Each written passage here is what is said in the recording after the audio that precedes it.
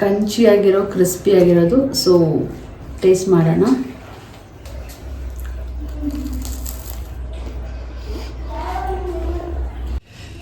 ಪನ್ನೀರ್ನ ನಾನು ಸ್ಲೈಸ್ ಮಾಡ್ಕೊಂಡಿದ್ದೀನಿ, ಈ ರೀತಿ ಸ್ಲೈಸ್ ಇರಲಿ. ನೆಕ್ಸ್ಟು ನಾನು ವೆಜಿಟೇಬಲ್ಸ್ನ ಕಟ್ ಮಾಡ್ಕೊಂಡಿದ್ದೀನಿ. ಇದರಲ್ಲಿ ನೋಡ್ಬೋದು ನೀವು ಎಲ್ಲ ಸ್ವೀಟ್ ಕಾರ್ನ್ ಇದೆ, ಬಟಾಣಿ ಇದೆ, ಆಮೇಲಿಂದ ಬೀನ್ಸು, ಕ್ಯಾರೆಟು, ಕ್ಯಾಪ್ಸಿಕಮ್ ಇದನ್ನೆಲ್ಲ ನಾನು ಓವರ್ ನೈಟೇ ನಾನು ಇದನ್ನು ಇದು ಮಾಡ್ಕೊಳ್ತೀನಿ, ಲೈಕ್ ಕಟ್ ಮಾಡಿ ಇಟ್ಕೊತೀನಿ. ಏಕೆಂದರೆ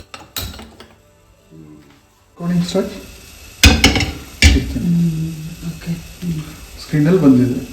ನಾನು 3 to 4 ಸ್ಪೂನ್ಸ್ ಅಷ್ಟು, ಟೇಬಲ್ ಸ್ಪೂನ್ ಅಷ್ಟು ಆಯಿಲ್ ತೊಗೊಂಡಿದ್ದೀನಿ.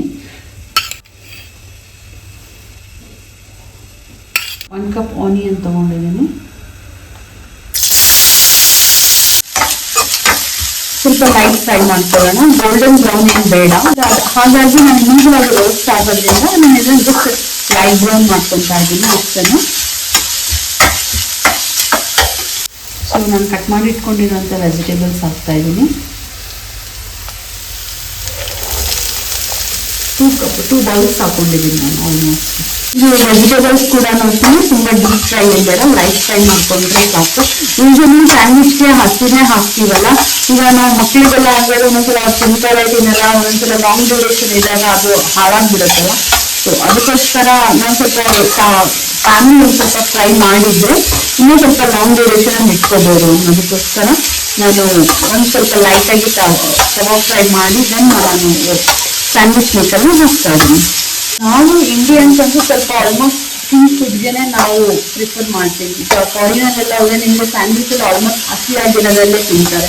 ಬಟ್ ನಾವು ಇಂಡಿಯನ್ ಸ್ವಲ್ಪ ಕುಕ್ಕಾಗಿರೋ ಫುಡ್ಗೆ ಸ್ವಲ್ಪ ಜಾಸ್ತಿ ಪ್ರಾಮುಖ್ಯತೆ ಕೊಡೋದ್ರಿಂದ ಒಂಥರ ತುಂಬ ಚೆನ್ನಾಗಿರುತ್ತೆ ಅಂತಲೇ. ಇದು ಜಾಸ್ತಿ ನಾವು ಹಾಗೆ ಜಾಸ್ತಿ ಫ್ರೈ ಮಾಡಿದ್ರೆ ನ್ಯೂಟ್ರಿಷನ್ಸ್ ಡಬಲ್ ಟೈಮ್ ಇದಾಗೋದ್ರೆ ನ್ಯೂಟ್ರಿಷನ್ಸ್ ಸ್ಪಾಯ್ಲ್ ಆಗಿ ಲೈಟಾಗಿ ನಾವು ಫ್ರೈ ಮಾಡ್ಕೊಳ್ಳೋಣ.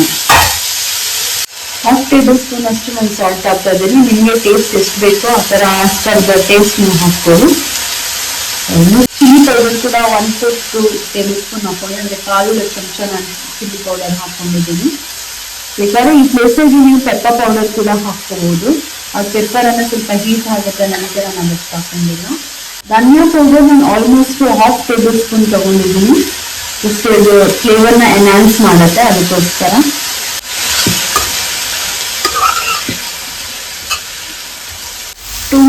ಆಗಿದೆ, ಸೆಮಿ ಬಾಯ್ಲ್ ಆಗಿದೆ. ಸೊ ಇವಾಗ ಆಫ್ ಮಾಡೋಣ. ನಾನು ಇಲ್ಲಿ ಸ್ಯಾಂಡ್ವಿಚ್ಗೆ ಮೈ ಬೇಕ್ಸ್ ಅವ್ರದ್ದು ಸ್ಯಾಂಡ್ವಿಚ್ ಬ್ರೆಡ್ನ ಯೂಸ್ ಮಾಡ್ತಾ ಇದ್ದೀನಿ. ಟೊಮ್ಯಾಟೊ ಸಾಸ್ ನಾನಿಲ್ಲಿ ಡೆಲ್ಮಾಂಟೆ ಅವ್ರದ್ದು ಟೊಮ್ಯಾಟೊ ಕೆಚಪ್ನ ಯೂಸ್ ಮಾಡ್ತಾ ಇದ್ದೀನಿ. ನಾನು ಲೈಟಾಗಿ ಹಾಕ್ತಾ ಇದ್ದೀನಿ.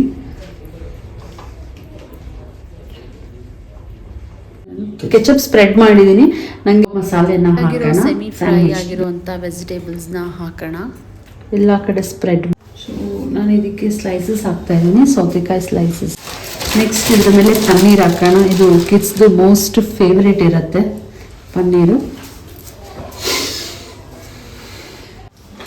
ಇದನ್ನು ಸ್ಲೈಸ್ ಮುಚ್ಚೋಣ.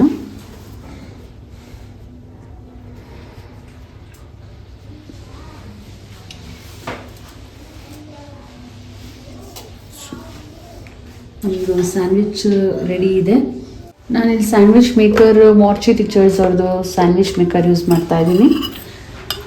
ಆಯಿಲ್ ಸ್ವಲ್ಪ ಲೈಟಾಗಿ ಸ್ಪ್ರೆಡ್ ಮಾಡೋಣ, ಜಸ್ಟ್ 1 or 2 ಡ್ರಾಪ್ಸ್ ಆ ಥರ.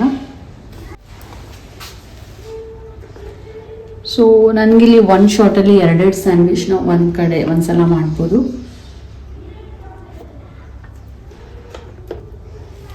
ಜಸ್ಟ್ 2 ಮಿನಿಟ್ಸ್ ಆಗಿದಷ್ಟು ನನಗೆ ಗ್ರೀನ್ ಲೈಟ್ ಬರುತ್ತೆ. ಸೊ ವಿತಿನ್ 2 ಮಿನಿಟ್ಸಲ್ಲಿ ಸ್ಯಾಂಡ್ವಿಚ್ ರೆಡಿ ಆಗುತ್ತೆ. ಇದಂತೂ ಬೆಳಗಿನ ಬ್ರೇಕ್ಫಾಸ್ಟ್ಗೆ ಈಸಿಯೆಸ್ಟ್ ಅಂತ ಏನೇ ಹೇಳ್ಬೋದು. ಇವನ್ ಈಸಿಯಾಗಿ ವೆಯ್ಟ್ ಲಾಸ್ ಮಾಡೋರ್ಗು ಕೂಡ ಚೆನ್ನಾಗಿದೆ. ನಾನು ಇದು ಮಲ್ಟಿ ಗ್ರೇನ್ ಇರೋದನ್ನ ನಾನು ಯೂಸ್ ಮಾಡ್ತಾ ಇದ್ದೀನಿ. ಮೈ ಬೇಕ್ ಅವ್ರದ್ದು ಬ್ರೆಡ್ ತುಂಬ ಚೆನ್ನಾಗಿರುತ್ತೆ, ನೀವು ಕೂಡ ಟ್ರೈ ಮಾಡಿ. ಗ್ರೀನ್ ಆಗಿದೆ, ಇಟ್ ಮೀನ್ಸ್ ಇದು ರೆಡಿ ಆಗಿದೆ.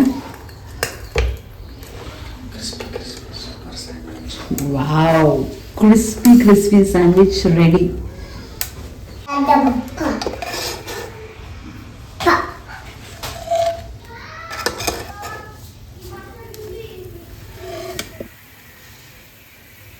ಸ್ಯಾಂಡ್ವಿಚ್ ರೆಡಿ ಆಗಿದೆ, ಕ್ರಂಚಿಯಾಗಿರೋ ಕ್ರಿಸ್ಪಿಯಾಗಿರೋದು. ಸೊ ಟೇಸ್ಟ್ ಮಾಡೋಣ.